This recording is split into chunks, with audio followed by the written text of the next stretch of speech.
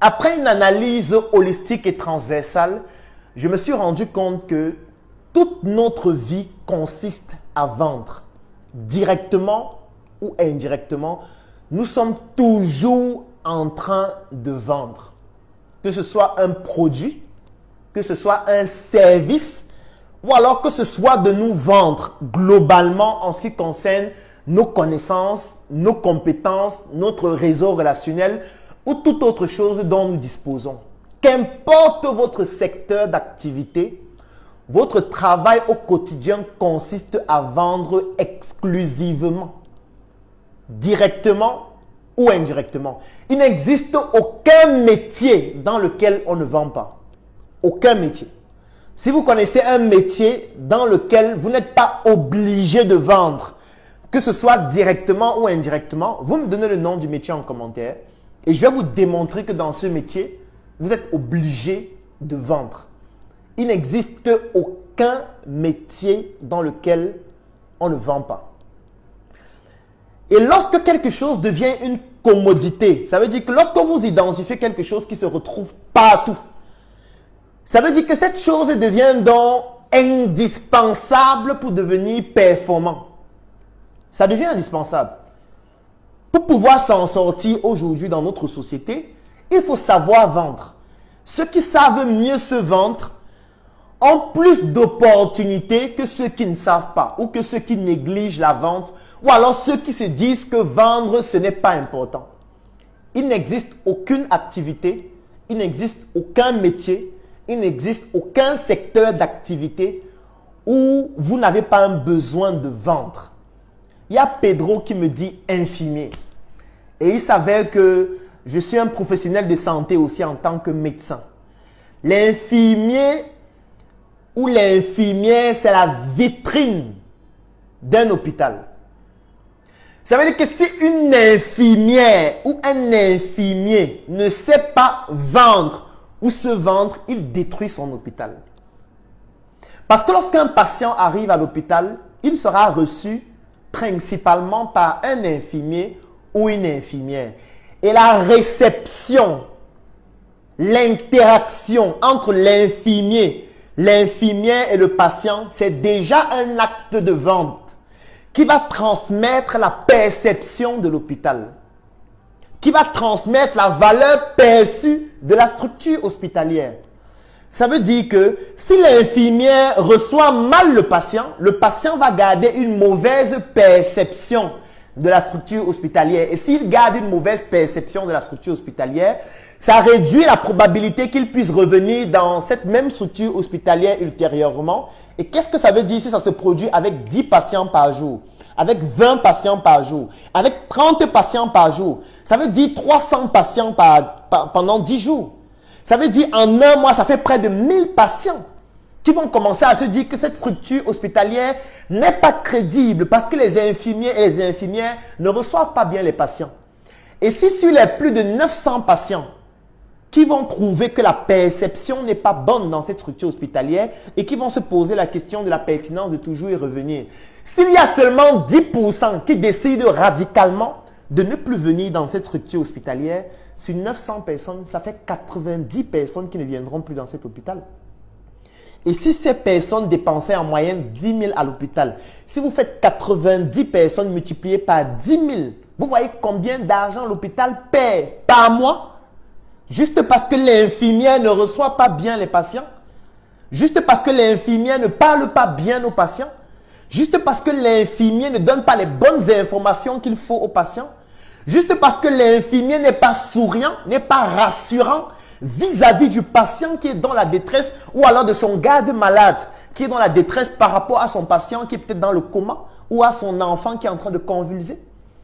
En fait, l'infirmier et l'infirmière ont l'obligation d'être des excellents vendeurs. Parce que ce sont des points de contact d'une structure hospitalière. Et tous les points de contact d'une structure doivent être des excellents vendeurs. Je ne dis pas des vendeurs, je dis des excellents vendeurs. Parce que quand vous êtes un point de contact, ça veut dire que vous êtes directement en contact avec les clients, directement en contact avec les patients, que ce soit au téléphone, que ce soit en écrivant, que ce soit en rédigeant des mails que vous allez envoyer, que ce soit en faisant des messages, que ce soit en interagissant de manière physique. Ça veut dire que vous portez entre vos mains, dans votre bouche, par votre manière de vous habiller, par votre manière de vous présenter, vous êtes la vitrine de votre structure. Vous représentez la valeur perçue de votre entreprise. Ça veut dire que le comportement que vous allez adopter, s'il n'est pas optimal, il dégrade la valeur perçue de votre structure. Et si elle est dégradée, qu'est-ce que ça entraîne? Ça diminue les ventes. Ça diminue le chiffre d'affaires. Et si le chiffre d'affaires de votre entreprise diminue, la question que vous devez vous poser, c'est comment est-ce que votre patron fera pour vous payer? Comment est-ce qu'il fera? Parce que votre salaire provient de la plus-value générée par votre entreprise.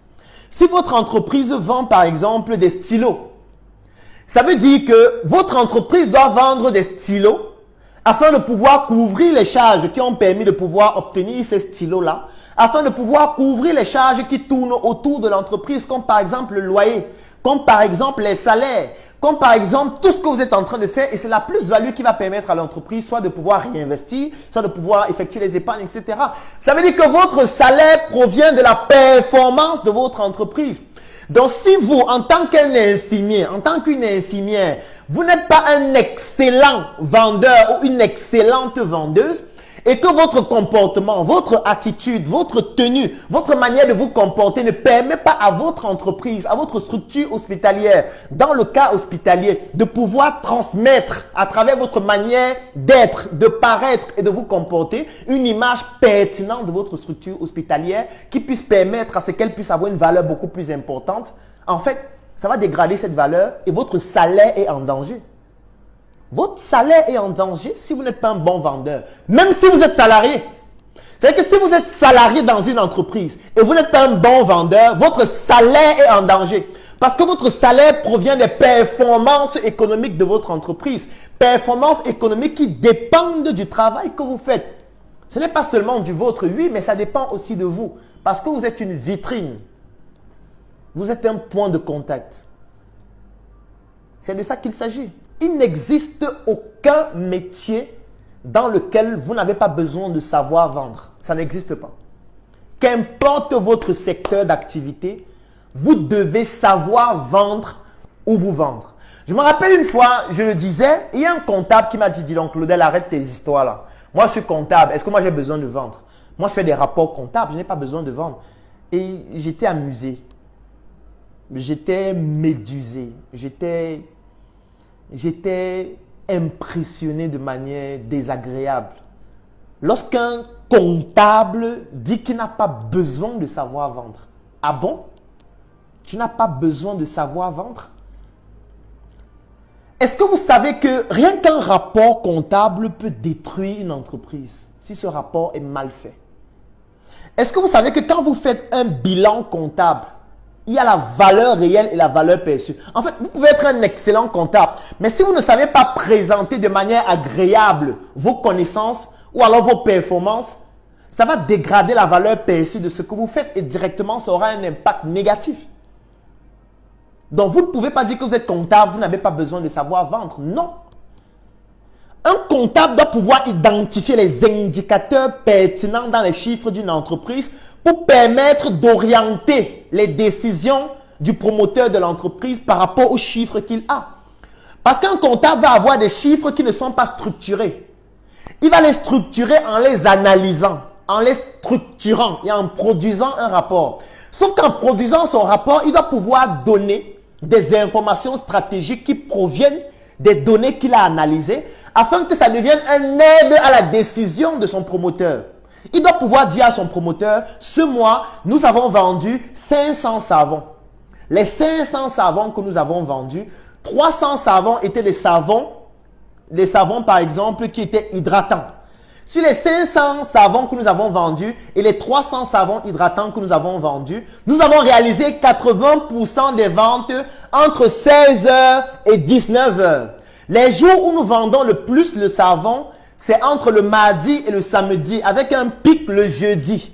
Parce que le jeudi, nous réalisons 30% des ventes par rapport aux autres jours de la semaine. Et vous dites maintenant toujours à votre promoteur, toujours à travers votre rapport comptable, qui ne comporte pas seulement les chiffres, qui doit aussi comporter cette analyse stratégique des chiffres que vous êtes en train de proposer. Vous devez être capable de dire à votre professionnel, ou plutôt à votre promoteur, qu'en réalité, 95% des personnes qui achètent notre savon, ce sont des ménagères qui vivent dans des foyers, qui vivent dans tel type de quartier et qui achètent pour résoudre tel type de besoin. Est-ce que vous savez que uniquement une analyse pareille peut permettre de modifier radicalement la stratégie marketing, la stratégie de communication d'une entreprise qui produit des savons et permettre ainsi à cette entreprise de vendre plus de savons? Et si l'entreprise vend plus de savons, qu'est-ce qui se passe? Ça garantit le salaire du comptable.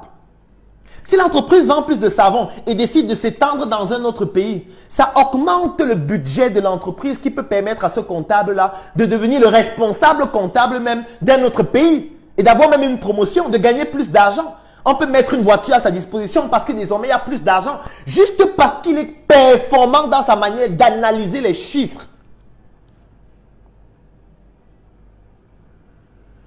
Oui, il y a Géraud qui dit que c'est le travail du contrôleur de gestion dans une grande entreprise. Je suis d'accord avec toi. Mais moi, je suis en train de parler de l'Afrique. Je suis en train de parler du Cameroun. Combien de personnes au Cameroun, d'ailleurs, combien de personnes même ont la capacité d'avoir un comptable? Combien de personnes ont les moyens pour avoir un comptable? Ça veut dire que dans notre environnement, pour qu'un comptable même puisse travailler, il faut qu'il soit quelqu'un de smart. Il faut qu'il soit quelqu'un qui est capable de faire plusieurs types de tâches en même temps pour montrer à un responsable de PME qu'en plus du fait de juste rédiger les chiffres, de faire juste son rapport comptable, il peut apporter une plus-value. Parce que le responsable de la PME ne pourra pas recruter tout le monde parce qu'il n'a pas déjà assez d'argent.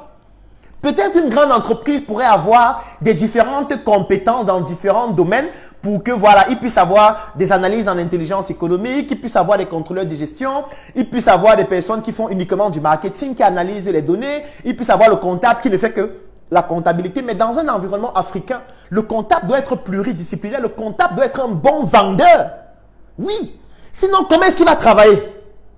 Moi, par exemple, quand moi je recrute un comptable, il y a des informations stratégiques dont j'ai besoin de retrouver dans le rapport comptable que le comptable va m'envoyer. S'il me dit que non, lui il est comptable, lui ça n'entre pas dans son travail, je vais lui dire que ça veut dire que tu ne me sers à rien. Parce que moi quand je fais la comptabilité, moi-même, parce que moi aussi j'ai appris la comptabilité, parce que vous ne pouvez pas déléguer une tâche que vous ne comprenez pas. Moi quand je fais ma comptabilité, je mets en exergue ces informations stratégiques parce que ça m'aide à prendre des décisions.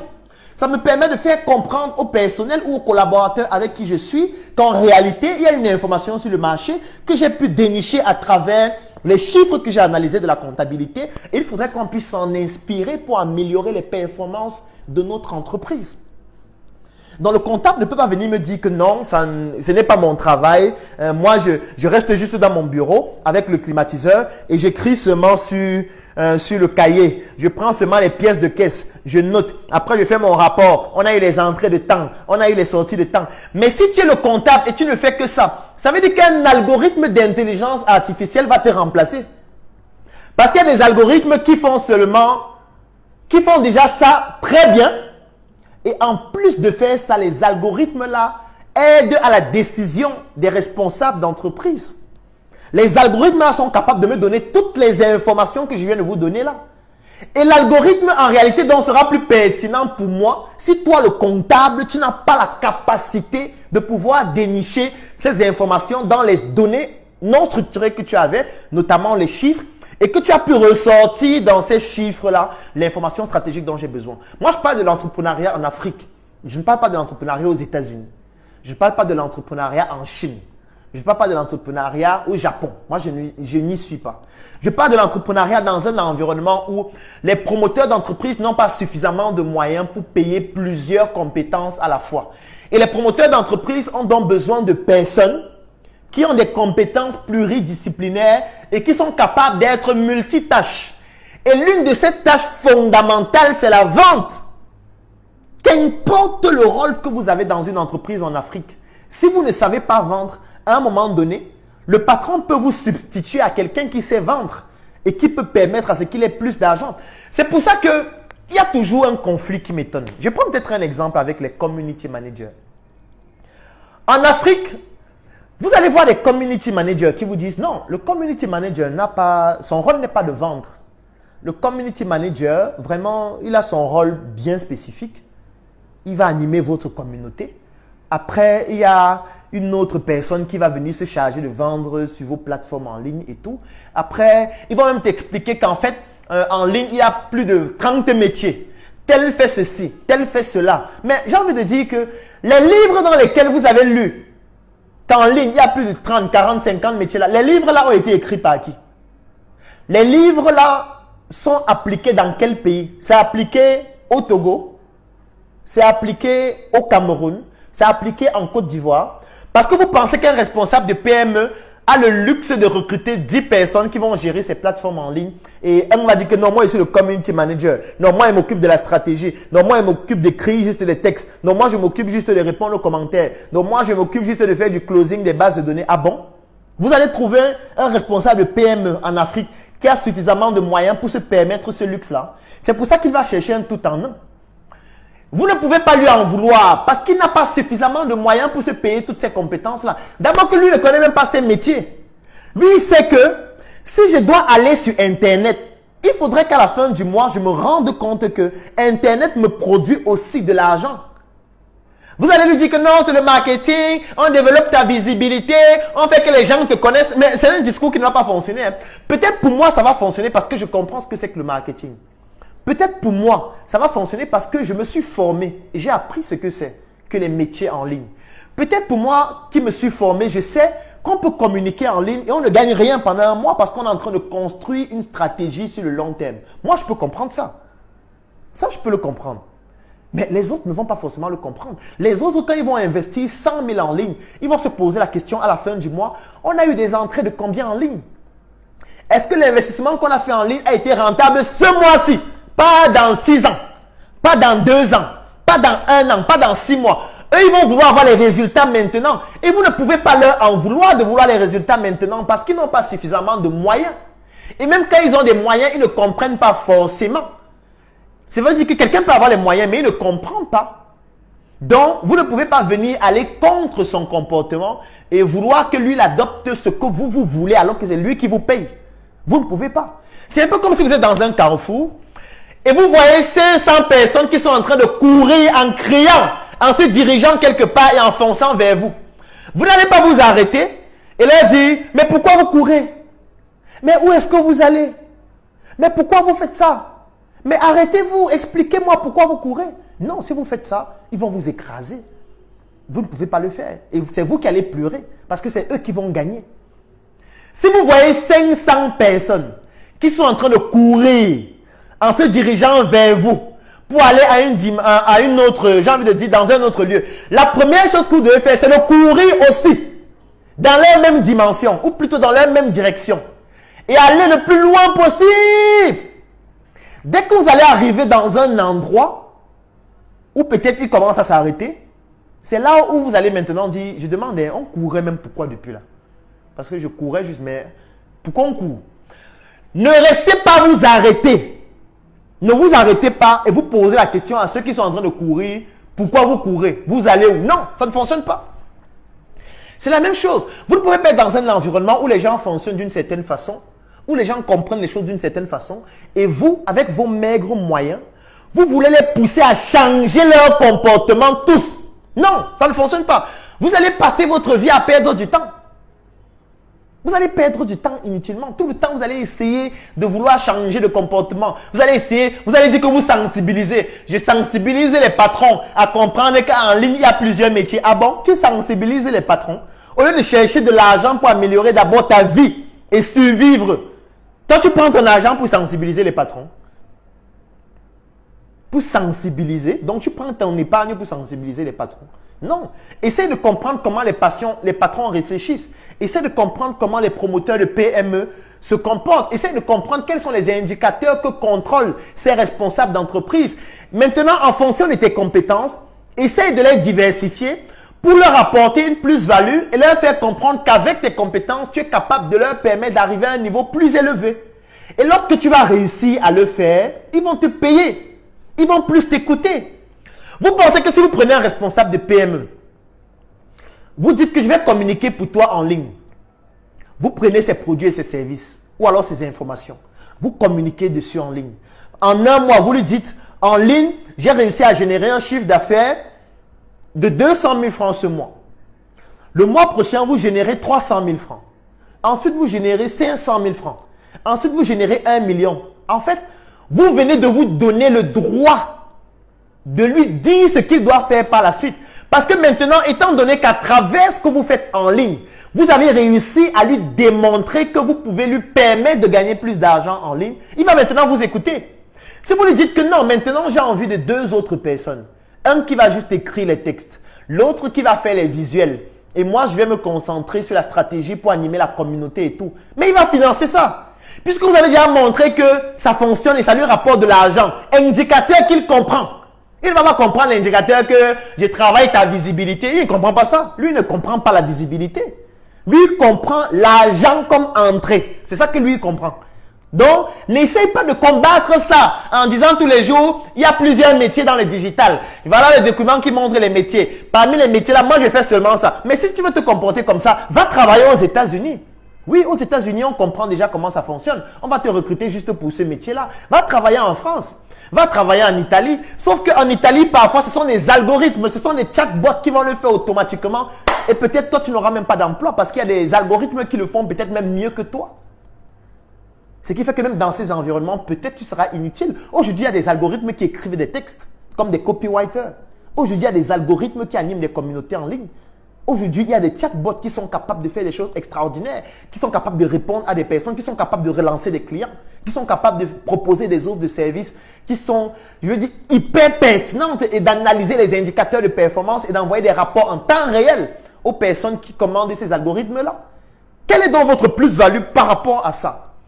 Et comment est-ce que vous faites pour adapter vos connaissances par rapport à votre environnement? Vous ne pouvez pas prendre une connaissance qui a été édictée aux États-Unis et vous voulez l'appliquer comme telle au Togo ou au Mali ou au Sénégal. Ça ne fonctionne pas. Vous devez comprendre le comportement des personnes qui ont besoin de votre compétence dans votre environnement. Et vous devez leur montrer que votre compétence va leur permettre d'arriver à un niveau plus élevé. Et vous devez le démontrer. Ce n'est pas en parlant seulement. Et c'est quand vous allez le démontrer que maintenant, vous allez vous autoriser de leur dire, si tu veux que je génère maintenant 2 millions, 3 millions ou 4 millions, ça va nous prendre 3 mois pour mieux développer la stratégie. Et pour ça, j'aurai besoin de telle autre compétence. J'aurai besoin d'un graphiste. J'aurai besoin d'un copywriter qui va écrire. J'aurai besoin de quelqu'un qui va répondre aux commentaires. J'aurai besoin de quelqu'un qui va répondre en ligne. J'aurai besoin de quelqu'un qui va penser au concept que nous pouvons faire. Et là, vous pourrez avoir une équipe de 3, 4, 5, 6, 7, voire même 10 personnes qu'il va financer parce que vous avez déjà démontré ce que vous êtes capable de faire. C'est ça. Donc, vous ne pouvez pas me dire aujourd'hui que vous êtes dans un secteur d'activité où vous n'avez pas l'obligation de savoir comment vendre. Ça n'existe pas. Il n'existe aucun secteur d'activité où vous pouvez négliger la vente et vous en sortir. Ça n'existe pas.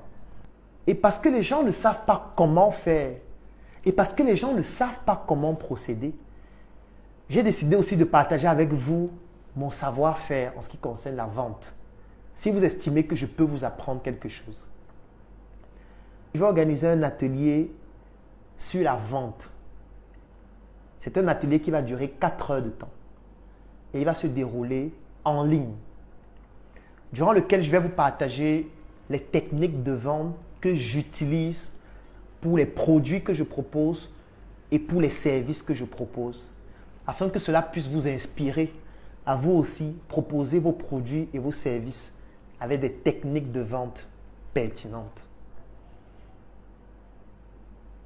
Et toutes les personnes qui souhaitent bénéficier de cette formation, tout ce que vous avez besoin de faire, c'est d'écrire en commentaire « Je souhaite bénéficier de la formation » ou d'écrire en inbox et vous aurez toutes les informations, y compris au cours de la semaine. C'est une formation qui va durer 4 heures de temps.